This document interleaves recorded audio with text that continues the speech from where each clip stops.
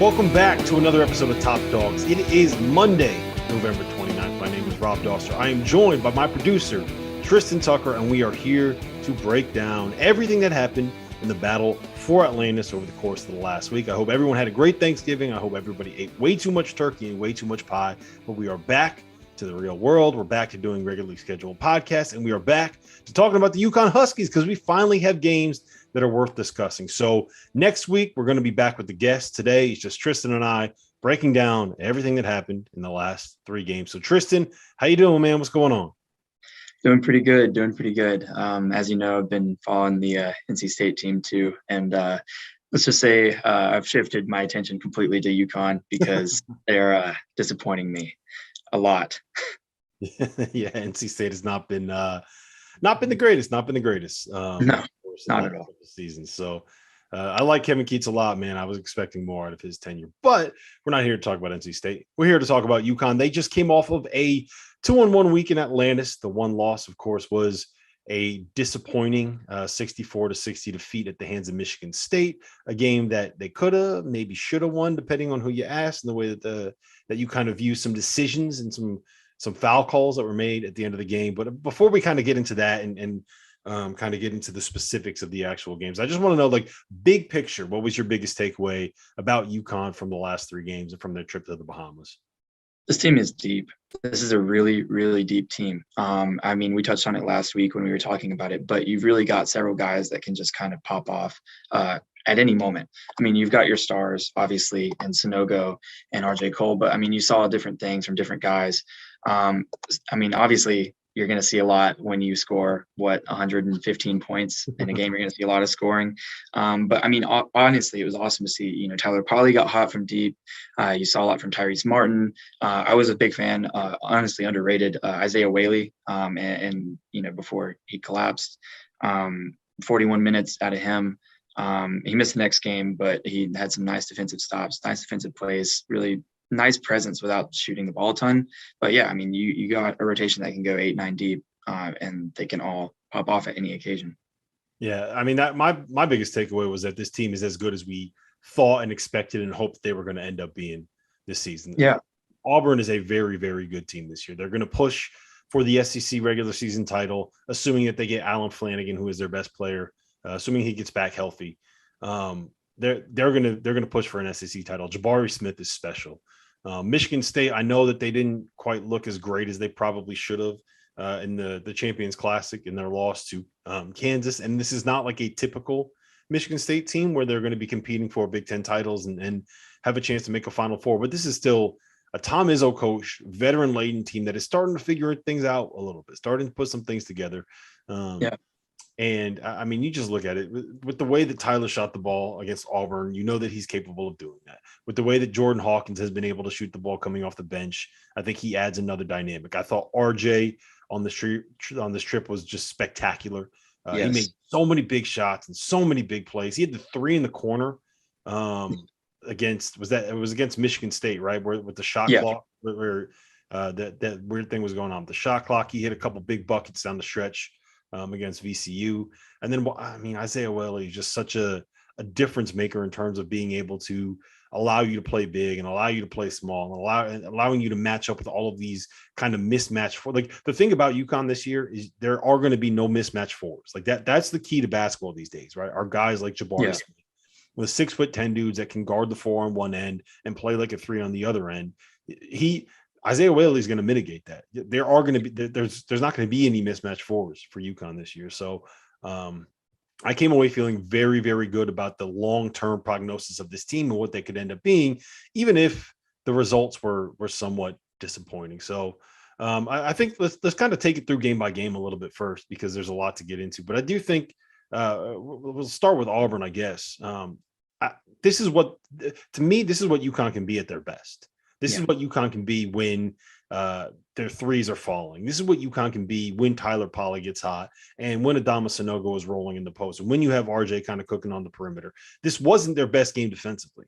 And that's the thing I want to really point out. It's like we're talking about a team that's built on their defense, that's built on forcing turnovers, that's built on getting stops, that allowed 109 points and blew a 15-point second half lead. Yeah. So to me, like you saw what this team's ceiling could be on one end of the floor. And that matters, because at the end of the day, you need guys that are going to be able to pop off and make shots if you want to have any kind of space offensively. Yeah, I mean, I absolutely agree with you. 109 points is interesting. I saw that score. I was watching the game and I was like, this is just unreal. Something that was interesting to me was when they got down originally first, midway through the first half, and then they went on a run when Sanogo went out. Again, just kind of attesting to that depth. You mentioned Cole being fearless, bucket getter. He was insane in this first game in particular. Just noticing him going around screens, he had several pull-up threes that were just, I mean, he was just gas. I mean, that you saw it from both sides, but I mean, they were gassing from both sides of the floor. They were just pulling up super deep. I mean, super high scoring, super amazing basketball game offensively, if you like offensive basketball. I do think, though, that they did a good job defensively on Jabari Smith. He was held to like a pretty low shooting number. I think like 4 of 13. Yeah, he if I remember correctly. 2 points, 4 for 13 from the floor. Yeah, so I mean, he still had 22 points, but I mean, a lot of that came down to the fouling. There were 50 combined foul calls in the game, so he had 12 free throws, I think. So yeah, I think they did good defensively. They did what they could. Just a great all-around game. And you mentioned off the bench, you got a nice boost, obviously, from Polly, but Jordan Hawkins is another guy too that really stood out to me in that game in particular. And I was reading, I don't know if you follow closely with The Athletic, but Sam Vecini, I think that's how you say his last name. Vecini. Okay. Big fan of his work. But he mentioned that several NBA scouts were super impressed with Hawkins in particular. Somebody that's kind of shooting up at the next level too. Yeah, I don't know if he's definitely going to be an NBA player, and I think more in the James Bouknight realm of 2, maybe 3 and done, as opposed to being a 1 and done. Like he's got a long way to go when it comes to his handle. We saw it a couple times, specifically at the end of overtime against Auburn, but there were a couple of other times where the ball just completely got away from him, and he's going to have to tighten that up at the next level. Probably needs to add a little bit of strength, but there's not very many dudes out there that are his size, his length, have his shooting ability, and are able to, kind of do the whole straight line drive, get to the rim thing. It's basically like he's going to pump fake and go to his right and hopefully finish right now, but he's good enough where he's able to get that done. So we'll get into this in a little bit, but I do think that he ends up being the X factor for this team. I think he is the guy that's going to determine what their ceiling actually is. I think my biggest takeaway from the Auburn game, more than anything else, was just how important that perimeter shooting ends up being. Like we kind of knew what it was going to end up being for this group, but when they are making shots, it opens everything else up. And I know it's obvious, and I know this is part of the reason why you see so much pace and space when it comes to college basketball these days. But the driving lanes that were available when defenses were forced to respect Tyler Polley, and when they were forced to respect RJ Cole. And look, 15 for 26 from 3. I think they were 15 for their first 22 from 3 is not something you're going to do every single night. But the threat of having that, getting a couple to go in and forcing defenses to change, it's all about the threat of the shot and the gravity that the shooters have and the way that you can manipulate a defense with those shooters, as opposed to just making the shots themselves. I also just wanted to mention that, Andre Jackson kind of got a little bit of heat for his performance in this game. He fouled out. He only took 1 shot. But that dude, he does so many important things for this team. So many important things, from what he can provide defensively to his ability to clean up the defensive glass. I mean, there were, specifically against Michigan State, there were probably 4 or 5 rebounds in traffic on the defensive end of the floor that he was able to get that no one else would even try to get. Right. And yes, a lot of it's going to be just him out jumping people instead of laying a body on someone. But you know what? When you're 6'8" with that wingspan and that athleticism and that vertical, like, you can out jump people. He's the one person where you're like, yeah, maybe he doesn't need to lay a body on people, because he'll just out jump them every single time. So I wasn't really bothered by him fouling out or anything, because he's one of those guys that just does so much off the box score. Like, you're not going to see or feel his presence, like you mentioned. So, and I mean, he still finished with like several, like, counting statistics. I think he had like 5 assists or something. So, I mean, he's doing a lot of things. Yeah. So I also just wanted to mention Sanogo in this game, and we can kind of get to this a little bit later, but he had 8 turnovers. He was 12 for 25 from the floor. There were a couple possessions against Michigan State where he dribbled out a clock and he wasn't really aware.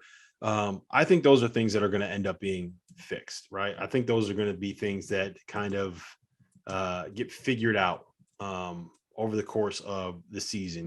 This is the first time since he's been in college that he has been the focal point offensively, and his whole game is kind of get the ball in the basket, be patient, try to find a way to get to a hook going to his right over his left shoulder. Sometimes he'll come back going to his left over his right shoulder, but his game is all about being patient in the post. And there's going to be times where this is going to happen. Like it's just the nature of the beast. It's the nature of a young kid that probably should be a freshman in high school or a freshman in college right now, learning how to play at this level as the focal point offensively. So that's going to get there. I promise you that Dan Hurley and Luke Murray and Kamani and Tom Moore and all those guys are going to be in his ear about it. They're going to let him know that this is something that they need to correct. So I'm not hugely concerned about that, although it is one of those things where you kind of put a pin in it and say, we got to get this thing figured out. All right, let's move on to the Michigan State game, because this is the one. I don't want to say it ruined my Thanksgiving, but it just kind of it took what was going to be a great holiday into something that was a little bit more frustrating, I guess is the best way to say it.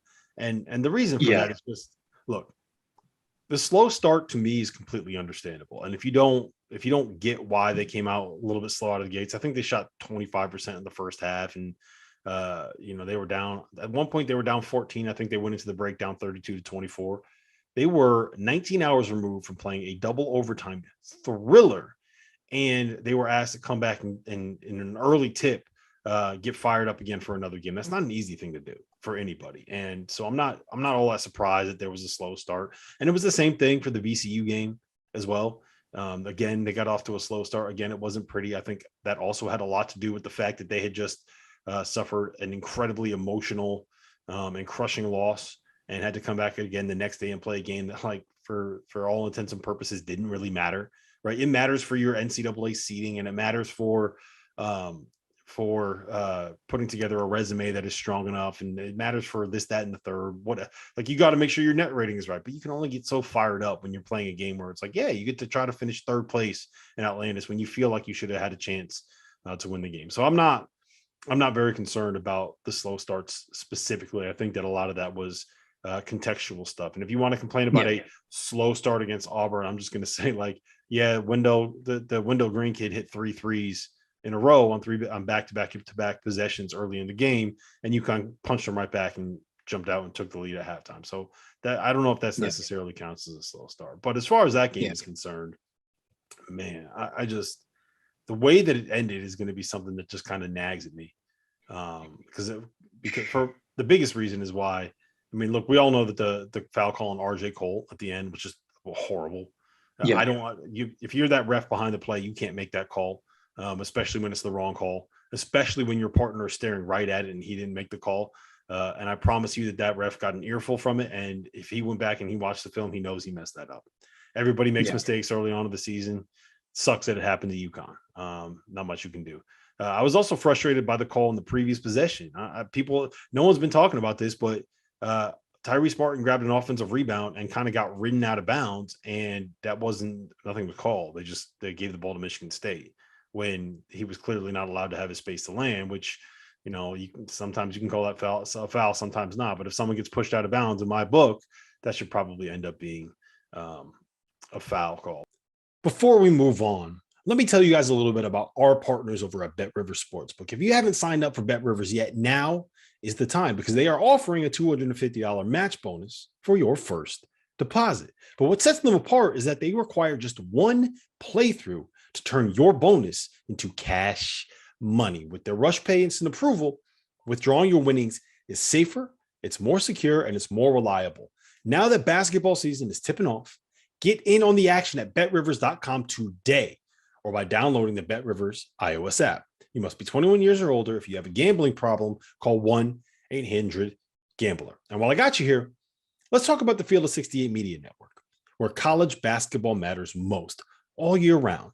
This is a digital media and podcast network that we've been building over the course of the last year. We have shows hosted by some of your favorite players covering the program that they love the most.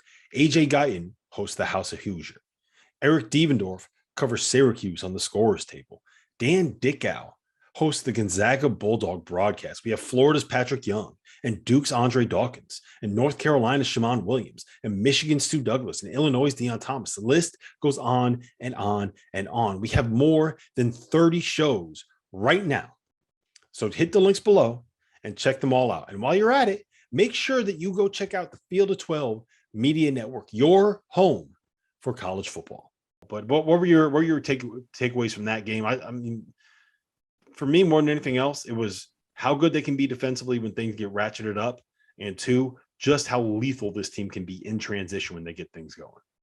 It was such a 180 from the game before. I mean, you mentioned they're definitely exhausted, but the defensive intensity was there. You holding Max Christie, a guy that's that like amazing of a shooter, to 2 points, 1 of 9 from the floor. That's not really a small task. That's not something to just write off. And I mean, yeah, you mentioned it earlier. This is probably a game they feel they should have won. Definitely a game they feel they should have won. I mean, it's disappointing that it came down to that. But yeah, I mean, just the defense was fantastic. And also considering too, Whaley, they weren't with Whaley. So considering the fact that they were gassed and they were without one of their better defenders, it's one of those things, just like what you can do. Yeah, I mean, and it's not just what Whaley does defensively either. We saw it against VCU down the stretch. His ability to make open shots and to kind of be a threat on the offensive end of the floor beyond just, you know, being the guy that shuts down opposing teams' forwards is something that is influential in this team. I mean, against VCU, Whaley finished with 16 points, 4 boards, 2 assists, 2 steals, 2 blocks, and hit 2 huge threes down the stretch that made sure that 1, UConn got to overtime, and 2, UConn had the lead when we got to that extra frame. Yeah, I mean, the Michigan State game, I think more than anything else, we saw what this team's ceiling can be on the defensive end of the floor. They were there was about a 12-minute stretch in the second half where Michigan State just did not stand a chance. They couldn't do anything. They couldn't run anything. When you have lineups where you're going to be able to put Jalen Gaffney out there with Tyrese Martin and Andre Jackson and Isaiah Whaley and Adama Sanogo, you are going to absolutely envelop teams. Maybe even throw Jordan Hawkins out there instead of Whaley, and all of a sudden, like there's so many long, athletic, defensive-minded lineups that you can put together with this group that are just going to overwhelm teams. They can be switchable. You have so many guys that can guard different positions. And look, I'll give Adama Sanogo credit, man. I did not realize how good he was going to end up being defensively. Like every ball screen, he forces, like when he hedges hard, he forces the ball handler to dribble out 5 feet the wrong direction, which is exactly what you want him to do. They always have the tagger in the right space, so you can't hit the roll man the way that you need to be able to hit the roll man. Sanogo, I think, is terrific around the rim as a weak side defender and a help side defender and a guy that can just kind of go vertical and not let you get a shot off. Like they are so good defensively when they are going right that to me, that is kind of, I mean, this team is built on basically on 2 things, right? Being able to shut people down, create turnovers, and score in transition, number 1. And number 2 is getting the ball into Adama Sanogo and kind of letting him rock in the post and playing off of that and off of the threat of a post touch for Sanogo. And I think that for probably a 12-minute stretch in the second half, like we saw UConn doing what UConn does at their absolute peak. And I mean, when they can do that, they are really, really, really good. Now, what I'll say is this. Part of the reason that they lost this game is Tom Izzo is a brilliant basketball coach. There is a reason why he's a Hall of Famer. He schemed up a couple plays to get guys good shots. He found a way to shut UConn down and turn off that valve offensively. And, you know, it is what it is. There was a couple calls go our way. UConn probably wins that game. But, I mean, at the end of the day, I don't think UConn is significantly better than Michigan State right now with everything combined. And the fact that a slow start and a couple whistles went your way is going to turn what should have been like a 3 to 5 point win into a loss. It's just what happens. It's part of why college basketball is college basketball. It's part of sports. So I'm frustrated with the loss. I'm not overly concerned about the way that things are happening. You got anything to say about this VCU overtime loss, or should we just kind of erase that from our memory? That was horrible to watch. Yeah, we should not talk about that one. Yeah, all I'll say is this: VCU lost 2 of their top 3 scorers and 3 of their top 8 players to season-ending injuries in October. They're always known as a great defensive team, and now the only way that they can play is to completely make games as ugly and disgusting as possible because they can't. They're not going to be able to score in the 70s. They have to win in the 50s, and the only way to play in the 50s is to make it as ugly and as unwatchable as possible. VCU did a very good job with that, and UConn still found a way to get a win in a game where it did not feel like they were playing anywhere near their best. So if you want to look at it with a glass half full, like you won a game you shouldn't have won against a team that has a winning pedigree and is a great defensive program. Yeah, and I mean 21 turnovers too. Yeah, it was an ugly game. They didn't play well and they won. Take it for what it is. RJ Cole at 26. He's awesome. Take that for what it is. All right. So there's a couple things that I want to hit on as we kind of get into this. I basically have 5 things written down that I kind of took away from this weekend. And we're going to start with Jordan Hawkins. Because to me, he's the guy, like, if you want to talk about where this team's ceiling comes from, I think he's the guy that gives them a ceiling as a second weekend potential Big East title contender, Final Fourth, or like whatever you want this team to end up being, and as good as they can end up. And to me, I think that they're a step, they're just a notch below Villanova. They're right there with Seton Hall in terms of being like a top 15 team in college basketball with a ceiling that can get you someplace. To me, it's Jordan Hawkins. That's the X factor, right? I mean, if he can find a way to consistently be a 12 to 14 points per game guy coming off of the bench, then I mean that changes what you can be, especially offensively.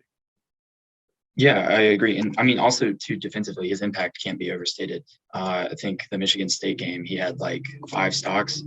I mean, it does it all. And he also had one of the best defensive ratings in the game.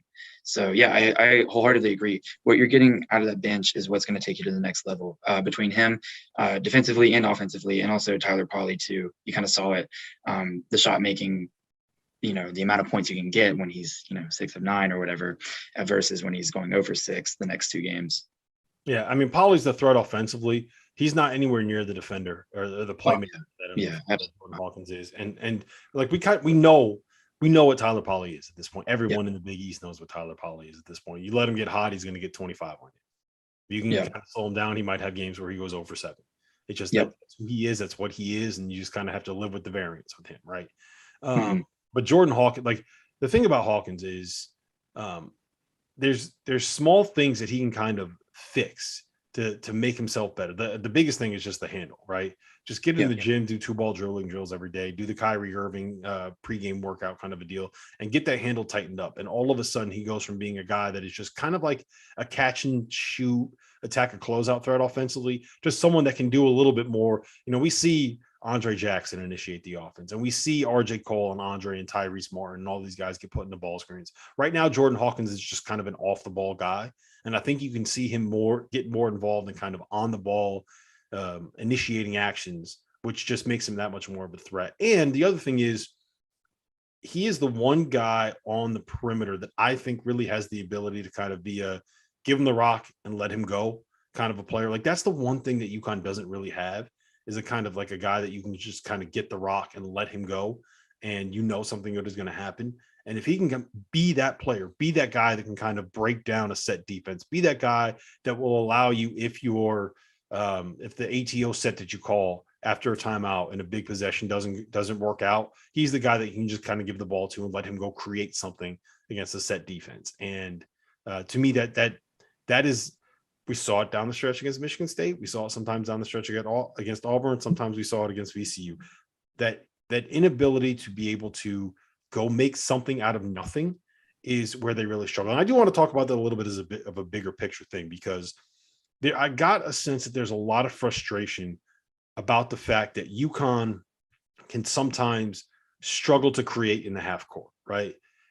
This is the team and the kind of program that Dan Hurley wanted to build. He wants a team that's going to overwhelm you defensively. He wants a team that's going to force turnovers. He wants a team that's going to make it very, very difficult to break 65 points against them. He wants a team that's going to take those turnovers and take those defensive rebounds and make easy layups and create all of that, all of the points in transition, get easy baskets out of transition. This style of team is what he wants. Now, there's only so many guys that can do what he wants to do defensively that are also going to be great offensive weapons. And the majority of those guys are playing in the NBA, right? Like if Andre Jackson, for everything that he could do, could also make threes and break people down off the dribble and was a great passer, he wouldn't be at UConn as a sophomore. He probably wouldn't be at UConn as a freshman. Like he'd be a one and done G League Ignite, going to Duke, going to Kentucky, lottery pick, and he could still get there. But the reason why he's at UConn right now is because he's not the perfect player offensively. You can't expect to have all of these guys that are the total package be at a program over the like. I don't want this to sound critical because these guys are all great players, but like the reason why some of these great college players are great college players, and it's not just UConn, it's guys like Kofi Coburn, it's guys like Hunter Dickinson, it's guys like Drew Timme, like Luka Garza. There are great college players that are going to be in college because they're not perfect basketball players. Because if you're a perfect basketball player, you ain't staying in college. So what Hurley has done is built a program around getting a whole bunch of these guys that do the things that he values the most on a basketball court. And that's gotten us to be a top 15, top 20 team that is going to overwhelm almost everybody that we play defensively, right? There's going to be times when it kind of looks ugly on the offensive end. That's just what it is. It's just who this team is. It's kind of what they are, and you're just going to have to accept it and wait for this group and the coaching to kind of develop RJ into that point, the guy that can break that down, get Andre Jackson, get Jordan Hawkins into being something of a James Bouknight role off the bench. Like, you got to be patient with it, right? Because that's what this program is. And it's gotten us from the point where we didn't give a shit about UConn basketball to caring about it so much that it ruins our Thanksgiving when they lose a game that was a hard fought game against one of the teams that plays in the Champions Classic. So just like settle down. It's okay. This is what we are. Embrace it. Have fun with it. Enjoy it, because that's what this team is. I will say this, though. The second thing that I've written down, if you're going to be a team that relies on the transition game, you have to clean up some of like the sloppy mistakes. There's probably 3 or 4 times a game where there are just easy mistakes to correct, where you throw a ball out of bounds in transition, or you throw a chest pass instead of a bounce pass and you don't get a layup out of a possession, or you throw an outlet pass that's just a step beyond the guard that's running the floor that ends up being a turnover. You get rid of those 3 or 4 transition turnovers a game, and they end up being 2 or 3 baskets. You're 4 to 6 points better. And 4 to 6 points that you can guarantee in any game is going to be so much better. Then combine that with making sure that Adama Sanogo is not dribbling out shot clocks, and maybe work on having him recognize the double team and be able to kick the ball out. Like, there's little things that can make them so much more impactful on the offensive end. Being there defensively, you ask any coach in the country, they're going to tell you the first thing that you install is your defense, because you want that kind of base and that solidity. And UConn has that. They got to make some tweaks offensively. And there's tweaks that can be made and easily implemented. So, like, it's fine. Just relax. Yeah. We're good. We're going to be fine. Yeah, I agree. All right.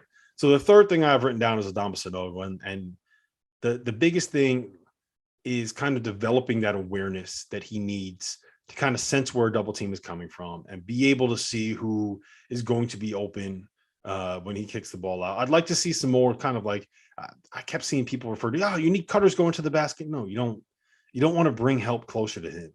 If anything, what you need is some weak side action where you have like a guy in the opposite corner running off of a staggered screen on the weak side of the floor, so that the defense can't double team and can't send people off of the weak side. And maybe you get someone losing like a Tyler Polley, or maybe there's a defensive breakdown and someone loses RJ Cole. You just need a little bit of off-ball action. That's all you need. And you need Adama to be better at recognizing where those open players are. And again, I promise you that staff right now is with him in the film room, showing him like, hey, when this double team comes, you got to see the ball right there. So it's going to get there. It's Adama's first season being the focal point offensively like this. Just give him time. Give him time. That's all I got to say. Just give people time. What was your takeaway? I've been hyping him up. You've heard me hype up Adama Sanogo plenty. What was your takeaway from him? From Adama specifically, yeah, I mean, I agree with you. This team is going to take some time to gel together, but especially him. I liked your comparison, or not necessarily a comparison, but you brought up guys like Drew Timme, your Hunter Dickinsons, your Luka Garzas, and he falls into that kind of range for me. Someone that can just take over a game completely offensively, but there's little holes in his game that are going to need to be fixed. But I think, like you said, they're going to be. I mean, he's just a guy that's going to take time. He had a ugly last game, I think, against VCU. Who didn't, other than Cole? But yeah, I mean, the turnovers, I think I'm not too concerned about. The thing that I'm mostly concerned about with Adama, and it's like hard to call it a concern because like he's been so fantastic. Just the finishing and like the shooting numbers in particular have been pretty like underwhelming. It would have been nice. I think when he scored 30, he like shot sub 50%, I think, off the top of my head. Getting to that, like getting that above that threshold is going to take this team that's another thing that can take this team to another level. Yeah, he was 12 for 25 against Auburn. I think against Michigan State, he was 8 for 18 from the floor. I don't have the box score up for VCU, but he wasn't very good against VCU. That was probably his worst game of the weekend. But yeah, I mean, he's got to be more efficient and more effective with his post touches. But again, I think that will come. A lot of what he does is kind of get to a jump hook going over his shoulder, and it just seemed like for a while he kind of got out of a rhythm. Like when he gets into a rhythm offensively, he hits every single one of those. So I'm not overly concerned with that, especially because once he hits a couple and it forces defenses to adjust, then he's going to start kicking the ball out, and all of a sudden you're going to be able to get the defenses into rotation. So, I mean, yeah, I'm not concerned. He's going to be just fine. I will say this: he's the best big guy in the Big East, and there's a very real chance that he can be Big East Player of the Year if it all comes together for him. Yeah. The next thing I have written down is just how good this team can be defensively when they get it going. They overwhelm you, man. They have so much length and so much athleticism, and they're so aggressive, and they're so good at forcing turnovers, and they're so good at taking those turnovers and getting easy buckets at the other end. That when this team is at their best, that's what they do. I don't know how you deal with it. I don't know what the solution is, honestly.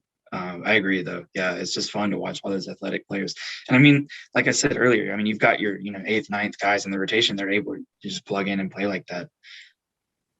Yeah. I mean, that's the best thing about it is you're bringing guys off of your bench that can kind of fill a lot of the voids that you have. And I do want to mention another thing too, because I saw some hand wringing about who this program decides to use as the starting lineup. It's basically, for the most part, it's been RJ Cole, Tyrese Martin, Andre Jackson, Isaiah Willie, and Adama Sanogo. Like if you were to ask Bob Hurley, if you were to ask Dan Hurley who his best five is, I think that he would probably say those five. That's at least who he wants to start.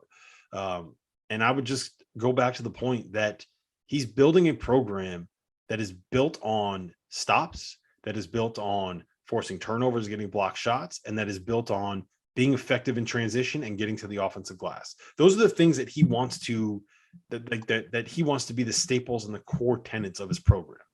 Those are the guys that do those things best.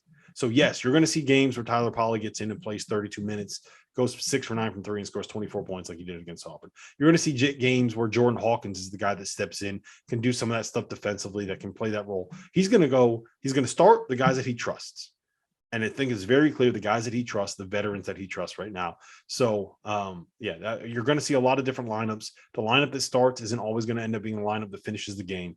But just like, relax. Like this is what the team is. This is who they want him to be. They want him to be great defensively. They want to be able to force turnovers and get to the offensive glass. And he starts the guys that are the best at doing those things. So just this is what it is. This is who we are. You need to even in the loss. I mean, you saw that core ideology come out. I think the funniest statistic of that game to me is not really funny, but they had, I think, 19 steals and blocks combined. They outblocked them 13-1. I mean, it is just an insane metric. It shows like even in that loss, they're playing up to that ideology and they're being what they want to be. So I agree. I'm even higher on the team. I wasn't bothered by the loss because of that call. I mean, because you saw that. And because it's Michigan State. Yeah. You have a great coach with players that were hot as hell in the first half, that played great in the first half, that were able to make a couple different plays down the stretch. Like the whole idea. Look, I'm gonna tie it up in a bow like this, right?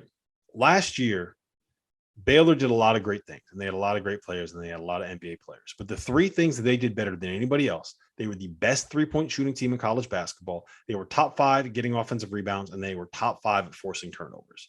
What that means is that you maximize the number of shots and possessions that you get, and you do the one thing that is the most efficient thing that you can do in college basketball, and you do it better than anybody else. So you maximize the number of shots, and you take a lot of shots that are the most efficient shot that you could end up getting.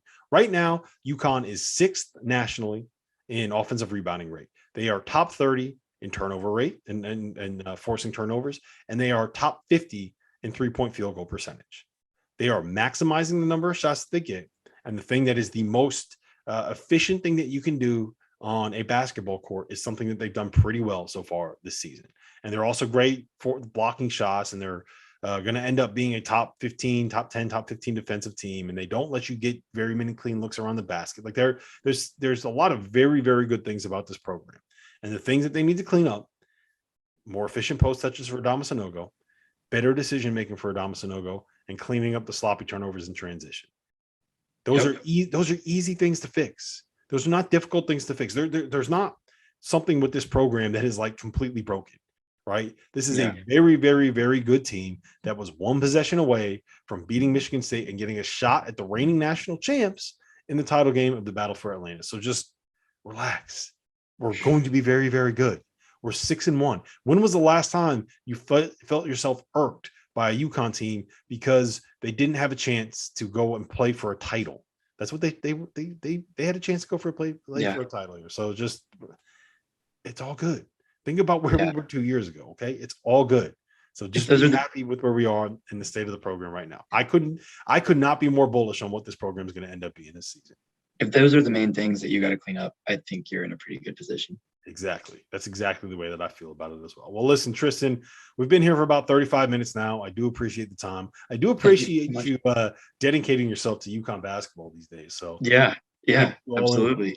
I'm gonna bandwagon. Honestly, it's a hell of a lot more fun than watching NC State. Well, we're gonna convert you. I gotta get you some tees or something. RJ Cole cold-blooded T-shirt. That's what we need.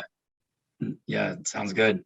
Well, listen, next week we're gonna be back with the interviews. It's kind of a boring week for the games themselves. You have 2 more teams against teams ranked outside the top 300. UConn is probably going to beat by 40. So next week, though, the week after that, for the second week of December, at West Virginia, and then we have the Bonnies in Newark on a neutral court, which will be quite a bit of fun. So until then, Tristan, it's been a pleasure.